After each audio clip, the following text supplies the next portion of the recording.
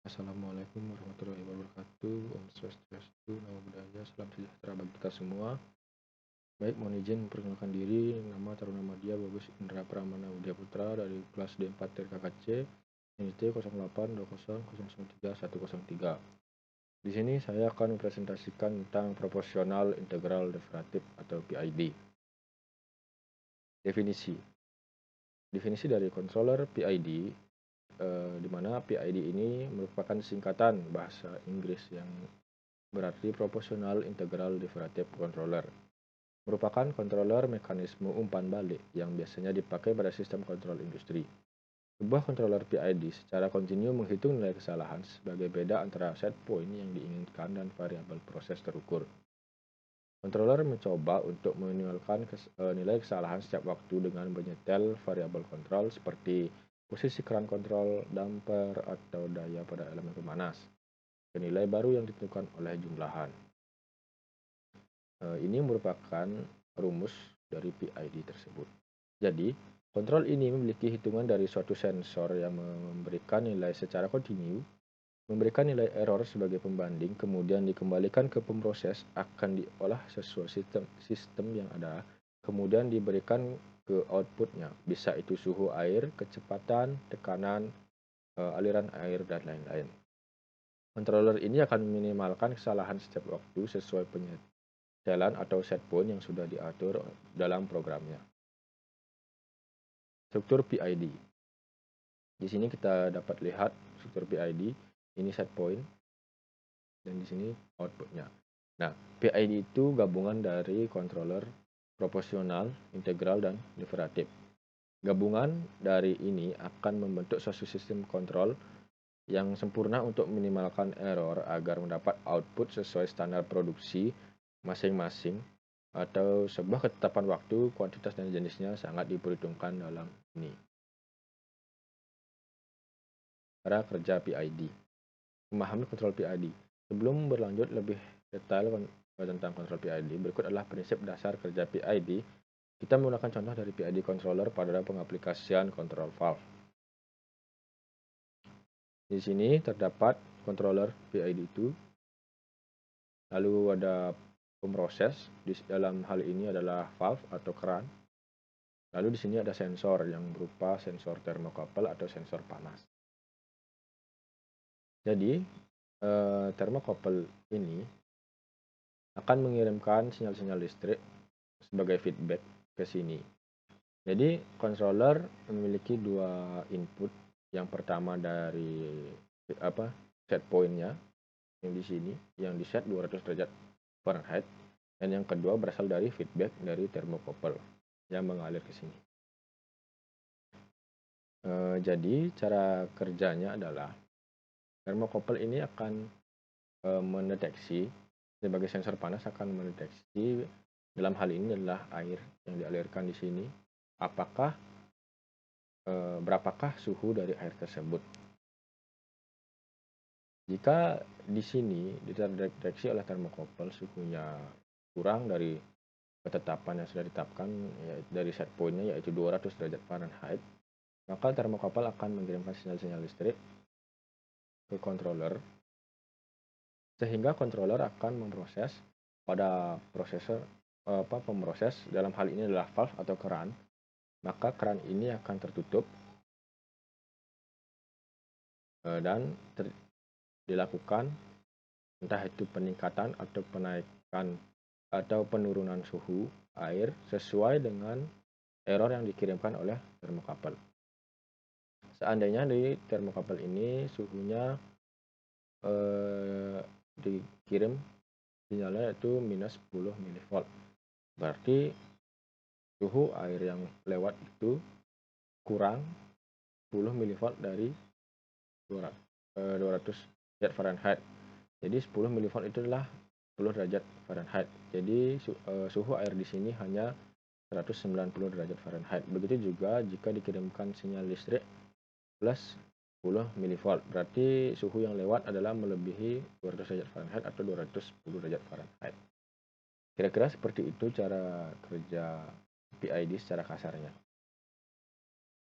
Seperti yang saya katakan tadi, PID merupakan gabungan dari 3 kontrol, yaitu proporsional, integral, dan deveratif. Nah, gabungan eh, dari kontrol ini, yang pertama ada kontrol proporsional. Kontrol proporsional hanya sebagai penguat karena responnya kecil, lambat, atau tidak akurat. Bisa disetting, tapi error tidak bisa berkurang atau tidak bisa menghilang. Paling-paling hanya bisa meminimalisirnya saja. Adapun ciri-ciri dari pengontrol proporsional yaitu jika nilai KP itu adalah kontrol proporsional. Jika nilai KP itu kecil, pengontrol proporsional hanya mampu melakukan koreksi kesalahan yang kecil sehingga akan menghasilkan respon sistem yang lambat atau menambah rise time. Yang kedua, jika nilai KP dinaikkan, respon atau tanggapan sistem akan semakin cepat mencapai keadaan mantapnya sehingga mengurangi rise time. Yang ketiga, namun jika nilai KP diperbesar sehingga mencapai harga yang berlebihan, akan mengakibatkan sistem bekerja tidak stabil atau respon sistem akan berosilasi. Yang keempat, nilai KP dapat di-reset sedemikian sehingga mengurangi steady state error tetapi tidak menghilangkannya. Yang kedua adalah kontrol integratif. Kontrol integratif cenderung berlangsung sangat lama atau lamban, cenderung memperlambat respon. Ketika error, maka kontrol penahan akan menuju ke nilai sebelumnya. KI atau kontrol integratif bisa dinaikkan, bisa diturunkan, tapi jika dinaikkan akan cepat tapi lebih mudah terjadinya osilasi. Adapun ciri-ciri dari pengontrol integral, yang pertama, keluaran pengontrol integral membutuhkan selang waktu tertentu sehingga pengontrol integral cenderung memperlambat respon. Ketika sinyal kesalahan berharga 0, keluaran pengontrol akan bertahan pada nilai sebelumnya. Yang ketiga, jika sinyal kesalahan tidak berharga 0, keluaran akan menunjukkan kenaikan atau penurunan yang mempengaruhi oleh besarnya sinyal kesalahan dari nilai KI. Yang keempat, konstanta integral KI akan berharga besar, akan percepat hilangnya offset, tetapi semakin besar nilai konstanta KI akan mengakibatkan peningkatan osilasi dari sinyal keluaran pengontrol. Yang ketiga adalah kontrol derivatif. Kontrol derivatif ini tidak bisa berdikari atau berdiri di atas kaki sendiri.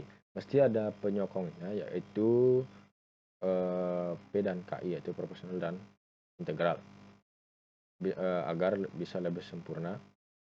Jika kita naikkan kemudian terlalu tinggi, maka kita akan tetap jalankan tapi dikurangi dengan stabil atau lebih pelan.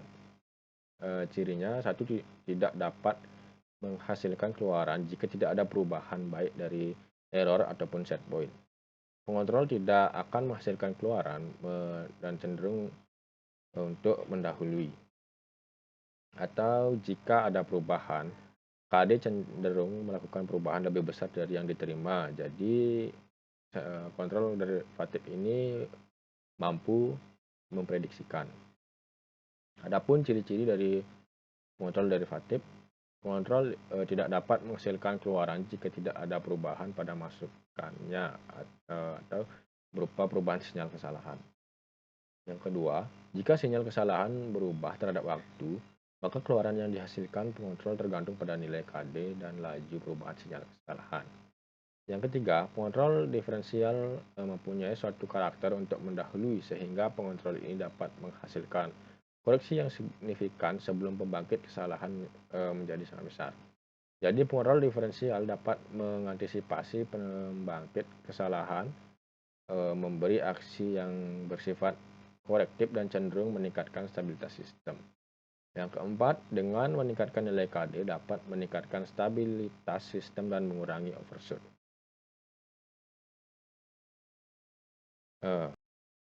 Setiap kekurangan dan kelebihan dari masing-masing pengontrol P, I, dan D dapat saling menutupi dengan menggabungkan ketiganya secara paralel.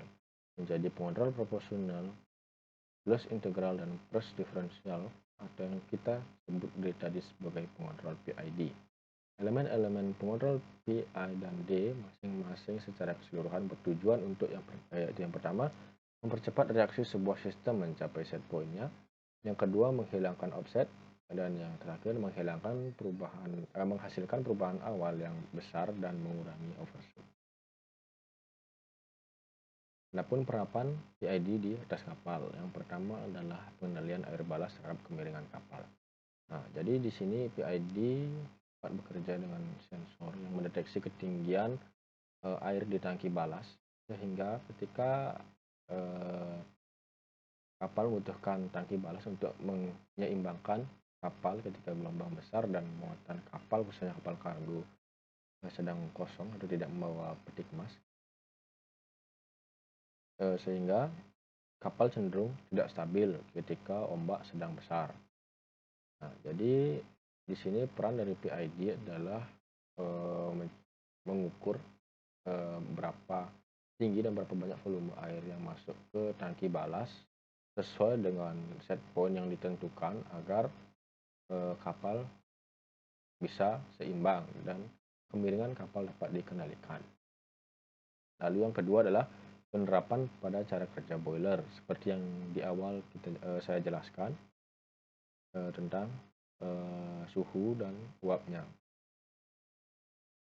Lalu yang ketiga adalah mengendalikan laju kecepatan kapal. Jadi di sini nanti cara kerjanya adalah ada sensor yang akan mendeteksi kecepatan kapal, dan jika kecepatan kapal itu kurang dari yang set point yang telah ditentukan, maka sensor akan mengirimkan sinyal error kepada controller, sehingga controller nanti akan memproses sehingga nanti kecepatan kapal bisa diturunkan atau dinaikkan sesuai dengan set point yang sudah ditentukan. Lalu ada mode autopilot di kemudi kapal. Dengan PID kita bisa mengembangkan teknologi yaitu mode autopilot di kemudi kapal, sama seperti di pesawat terbang. Nanti cara kerjanya adalah juru kemudi akan memasukkan set point, entah itu kecepatan, rute rute pelayaran kapal kemana dan kecepatannya berapa, sehingga di sini juru kemudi hanya memantau, berjaga agar kapal tidak menabrak atau terjadi kesalahan. Jadi di sini kapal akan berjalan dengan sendirinya sesuai dengan sistem yang sudah ditetapkan.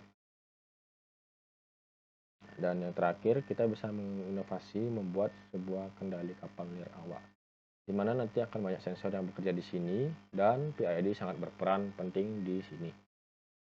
Entah itu nanti dia akan mendeteksi kecepatan, rute, dan halangan yang ada di depan. Karena kapal nirawak tentunya tidak membawa awak kapal di atasnya, alias kapal ini adalah kapal kosong yang biasanya ditugaskan untuk menjaga perbatasan, mengintai kapal-kapal asing atau menjaga keamanan. Sudah banyak negara yang mengembangkan kapal nirawak ini sebagai drone pengintai bawah air ataupun drone pengintai atas air untuk mengintai keamanan di laut negara masing-masing. Sekian saya sampaikan presentasi saya tentang PID. Ya, mohon maaf jika ada salah kata, dan terima kasih sudah menyaksikan presentasi saya. Terima kasih, sampai jumpa.